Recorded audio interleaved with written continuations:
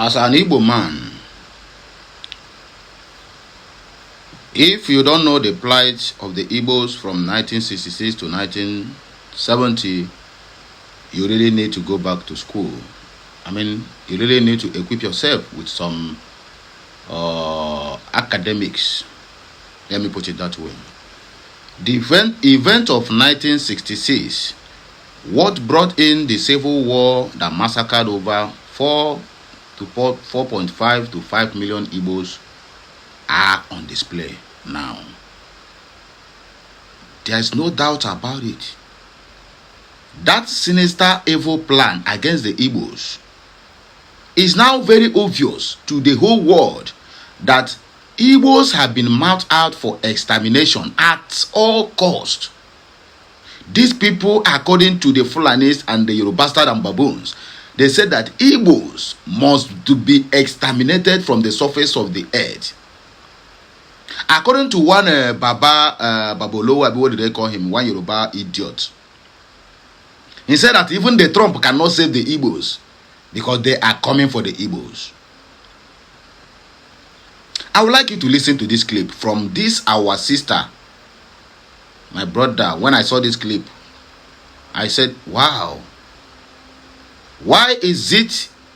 I mean, why is this message is not taking the center line?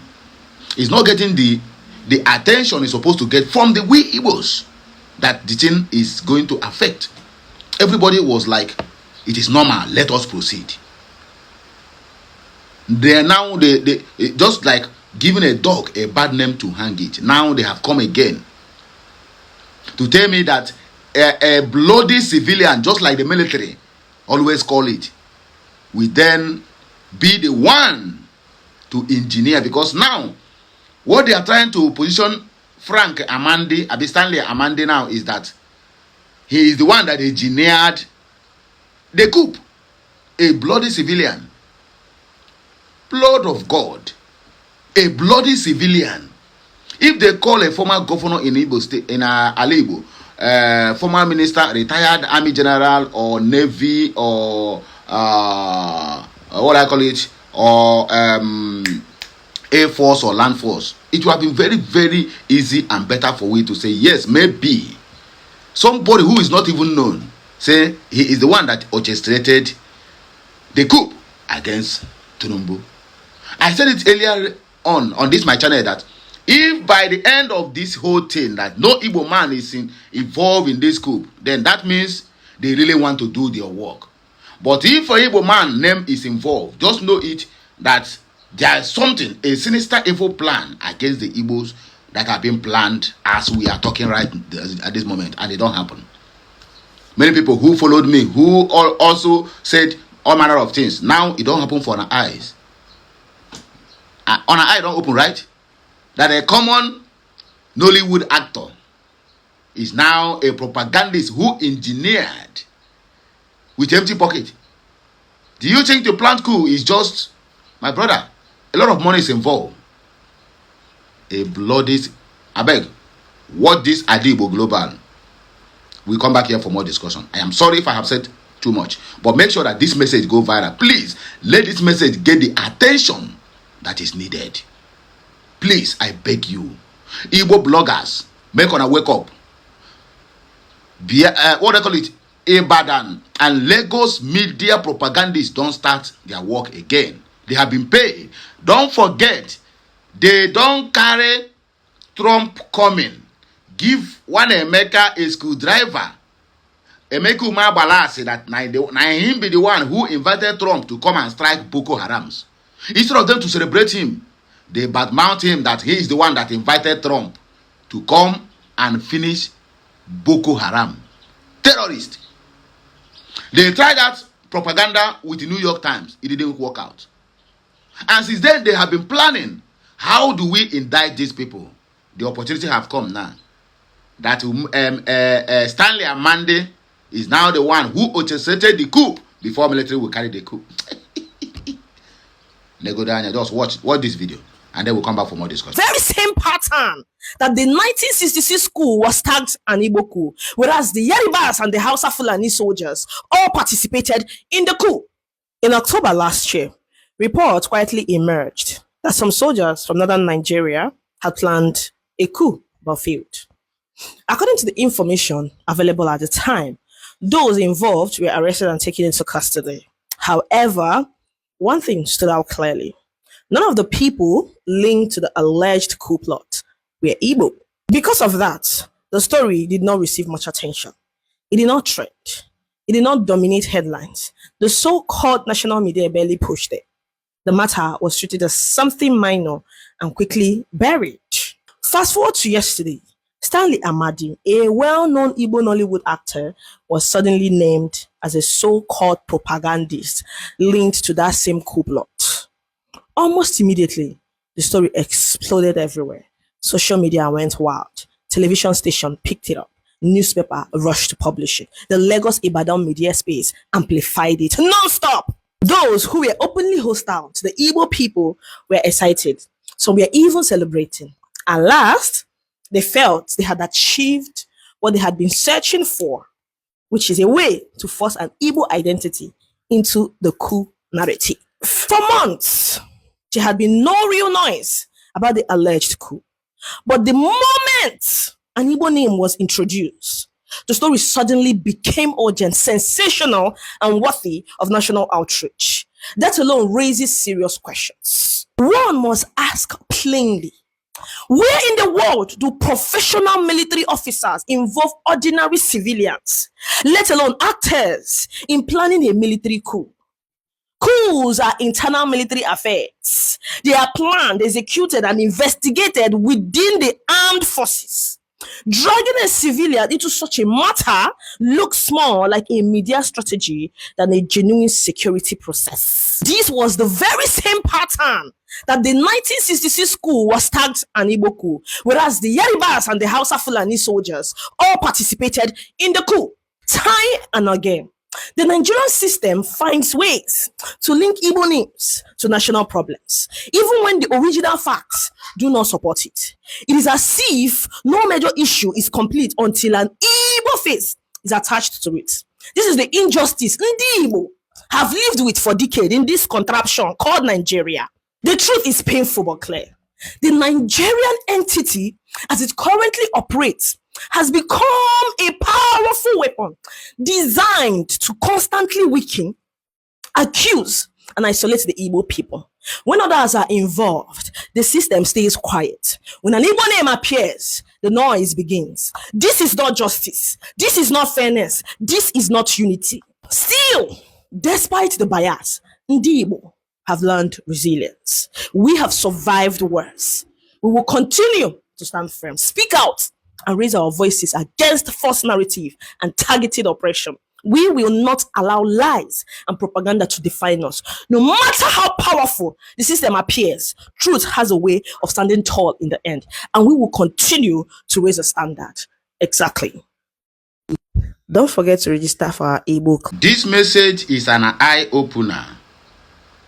We have a problem at hand, and we don't seem to get worried.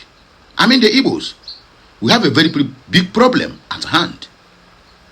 And the problem is that these people is out again for another evil plans to exterminate the Igbos. So I am calling on all Igbo bloggers, on all Biafran bloggers, Ukulor and the rest of them, J-Pack and the J-Pok, and the so-called dirty, very dark black man. Where are you? If not to judge matana between Kpekus and Bola, you could there number one. If not to judge matana between the ones who arrange their booms well and the one who do not arrange their booms well, the likes of Angelino Okori, you will be the first.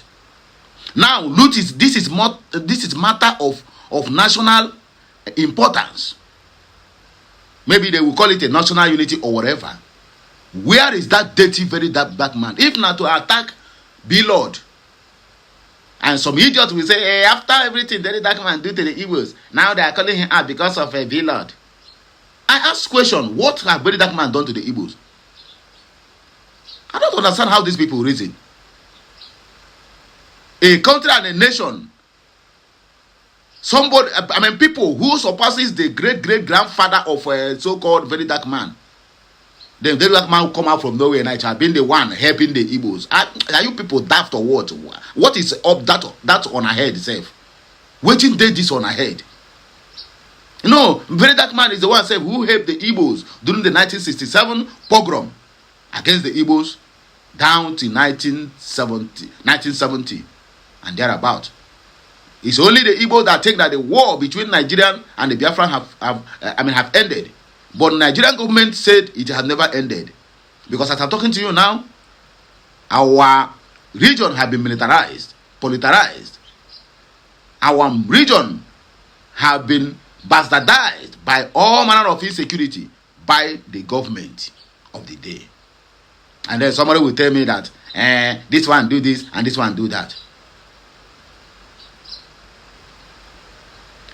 I am calling every blogger that is an Igbo man out.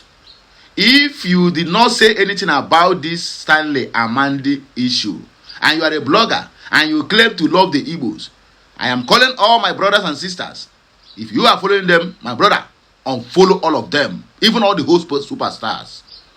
Unfollow all of them. Unfollow all of them. This is a matter of urgency. This matter is very urgent. People have to react, because if you did not do anything, Ibadan and Lagos propaganda media house don't start to, just like what this our sister said, Adibo Global. He said that when this matter first arose in October of 2025, everywhere was calm. Nobody carried it. Even the matter, just like everybody was thinking that, oh, the matter don't die, because nobody carries it. It didn't, there's no any pressure, there's nothing. Everywhere like normal. And I made it clear, I said, if these people never get Igbos involved in this matter, it can never it can never end well. Now, Igbo man have been indicted. And a common and bloody civilian, just like military. So people are telling me now that if military now want to organize coup, now they will go and look for unknown persons.